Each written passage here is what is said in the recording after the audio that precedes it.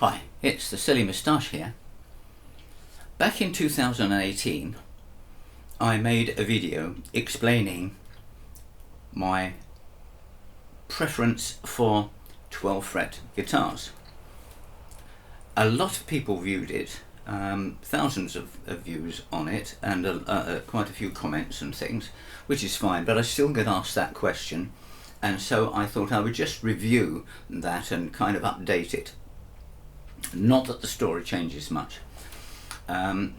For 21 years, I think it was, I played a Martin D35 and I was very, very happy with it. Played in bluegrass bands and everything. I was playing in a three-piece band that was quite successful, and I decided that I would like a matched pair of 6-string and 12-string guitars. And I saw a Martin J1240, so I bought that, and then I bought a Martin J40, a jumbo size guitar, which my wife said it looked like I was hiding behind it. Although it seemed to have exactly the same dimensions, 1 in 11/16, whatever that was on a 14 fret, I was fluffing notes on it, and I didn't know why.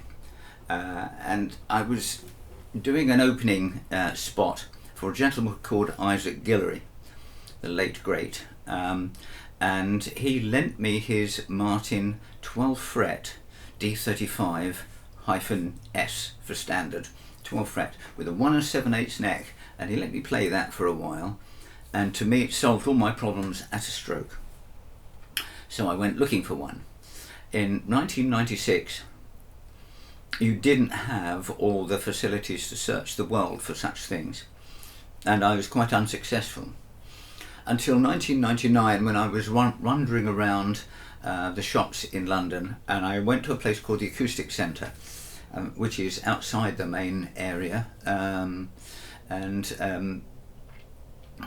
was a wonderland of wonderful collections of guitars and things, but no 12 fretters. But the salesman came up to me and asked me what I was searching for, and suggested that I gave my details so that if anything turned up he could contact me.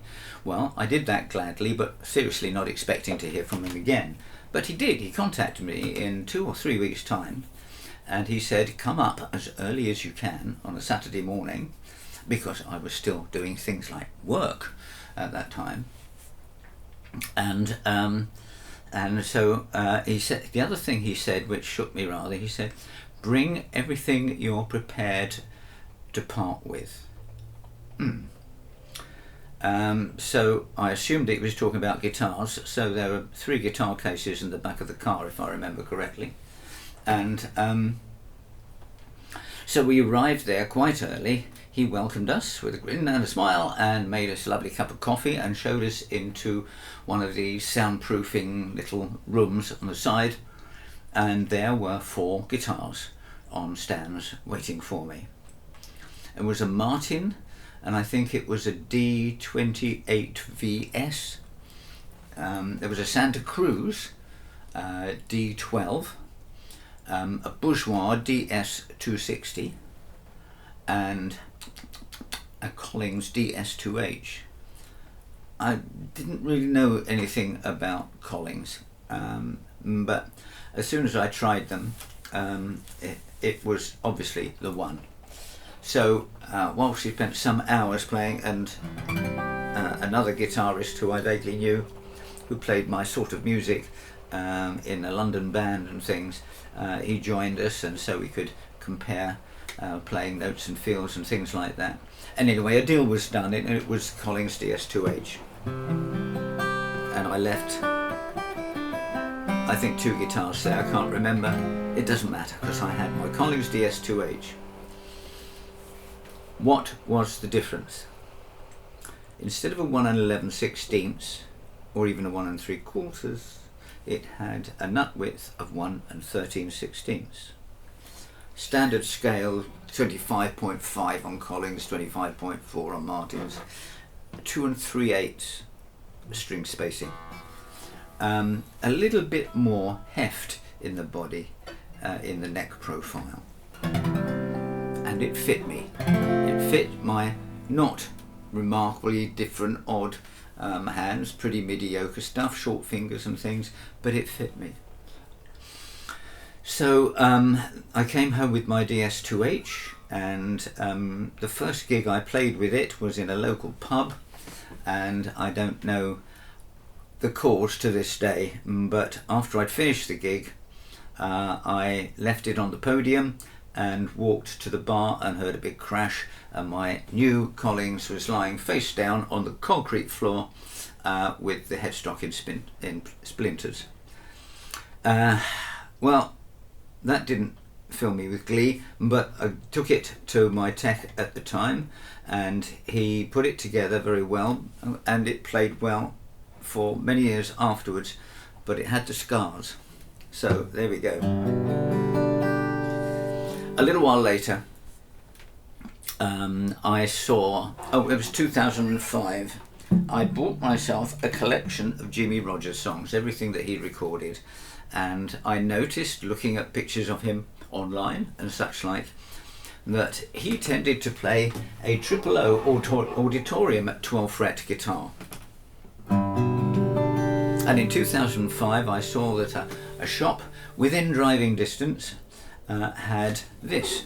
It's a Collings 002H, which is a very, very close tribute to a Martin 00028, 12 fret slotted headstock. And well, I went over there, a deal was done, and I've had it to this day, and if I had to, as I may well one day have to part with all these, this might be the one that I keep. It's a beauty. So, why 12 frets? It's not about the headstock, although I find that the headstock is actually a better design for a player, because when you're adjusting the tuning, you're not twisting your wrists, and wrists are very precious things for guitarists, right?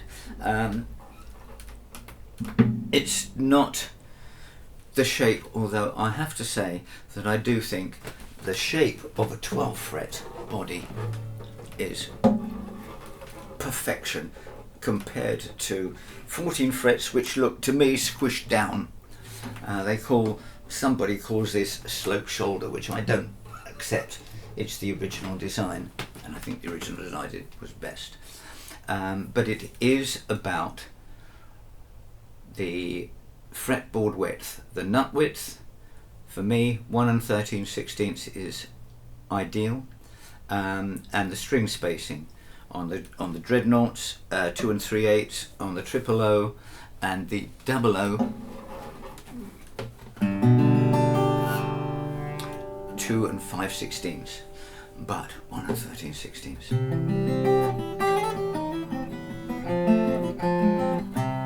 So a little while after, I saw on eBay another dreadnought. This was a DS1, or still is DS1, which means the mahogany version, and this is just brutally loud, and it became my bluegrass guitar for some time. Still just a Sitka top, dark Sitka top, a real character, that one. In 2016 I was looking, a chap came to my club with a beautiful little Gibson, pre-war Gibson, 12 fret, and I really didn't want to let it go, and so I started a search for one. 2016 I went to a shop that had some Gibson L00s. I tried 14 frets, I tried them, none of them came up to the standard of finish or tone that I found acceptable, but in the corner there was a little display of things with rather garish sunbursts like this, and there was a 12 fret one.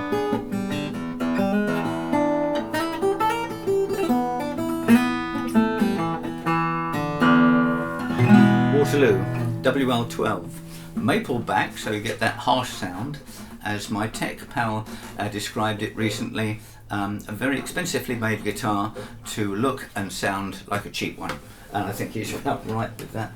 So I'm happy with that. And the thing that I played a little bit earlier, this lovely 00, came to me in October 23. It's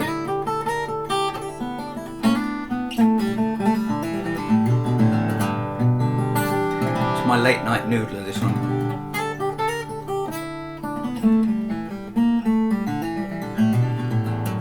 And you say, well, you haven't completed the set yet, Andrew, because, you know, don't you want as high as 0 a concert?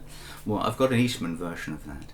But these are my Collings. I've got another Collings Dreadnought, which came to me. A friend turned up with a sunburst one, a very pale sunburst one. It's a DS1 with an Adirondack top.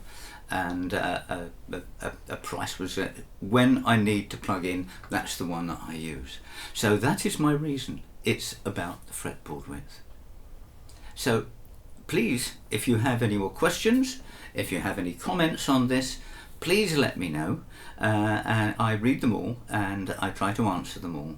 And so there we are. That's my reasoning for my love of the 12 fret design, which I still think is superior to the 14 fret ones, and they certainly suit my hands. If you have been, thanks for watching. Bye.